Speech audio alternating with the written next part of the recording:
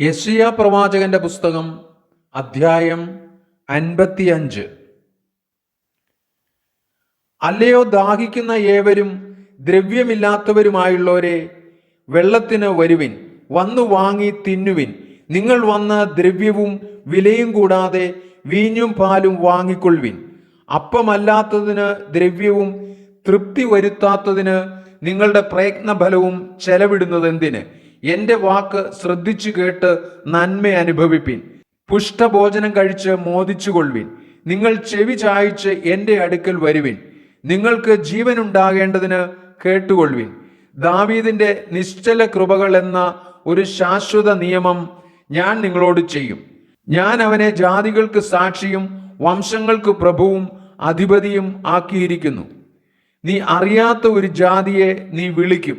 നിന്നെ അറിയാത്ത ഒരു ജാതി നിന്റെ ദൈവമായ യഹോവ നിമിത്തവും ഇസ്രായേലിന്റെ പരിശുദ്ധൻ നിമിത്തവും അവൻ നിന്നെ മഹത്വപ്പെടുത്തിയിരിക്കിയാൽ തന്നെ നിന്റെ അടുക്കൽ ഓടിവരും.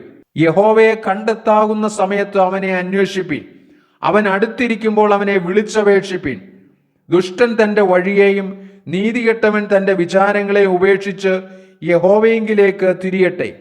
അവൻ അവനോട് കരുണ കാണിക്കും. നമ്മുടെ ദൈവത്തിങ്കിലേക്ക് തിരിയട്ടെ. അവൻ ധാരാളം ക്ഷമിക്കും. എൻ്റെ വിചാരങ്ങൾ നിങ്ങളുടെ വിചാരങ്ങളല്ല, നിങ്ങളുടെ വഴികൾ എൻ്റെ വഴികളുമല്ല എന്ന് യഹോവ അരുളിച്ചെയ്യുന്നു. ആകാശം ഭൂമിക്ക് മീതെ ഉയർന്നിരിക്കുന്നത് പോലെ എൻ്റെ വഴികൾ നിങ്ങളുടെ വഴികളിലും എൻ്റെ വിചാരങ്ങൾ നിങ്ങളുടെ വിചാരങ്ങളിലും ഉയർന്നിരിക്കുന്നു. മഴയും ഹിമവും ആകാശത്തു നിന്ന് പെയ്യുകയും അവിടേക്ക് മടങ്ങാതെ വിതപ്പാൻ വിത്തും തിന്മാൻ ആഹാരവും നൽകത്തക്കവണ്ണം ഭൂമിയെ നനച്ചു ഫലവത്താക്കി വിളയിക്കുന്നത് പോലെ എൻ്റെ വായിൽ നിന്ന് പുറപ്പെടുന്ന എൻ്റെ വചനമായിരിക്കും. അത് വെറുതെ എൻ്റെ അടുക്കലേക്ക് മടങ്ങി വരാതെ എനിക്ക് ഇഷ്ടമുള്ളത് നിവർത്തിക്കുകയും ഞാൻ അയച്ച കാര്യം സാധിപ്പിക്കുകയും ചെയ്യും. നിങ്ങൾ സന്തോഷത്തോടെ പുറപ്പെടും, സമാധാനത്തോടെ നിങ്ങളെ പറഞ്ഞയക്കും. മലകളും കുന്നുകളും നിങ്ങളുടെ മുമ്പിൽ പൊട്ടിയാർക്കും. ദേശത്തിലെ സകല വൃക്ഷങ്ങളും കൈകൊട്ടും.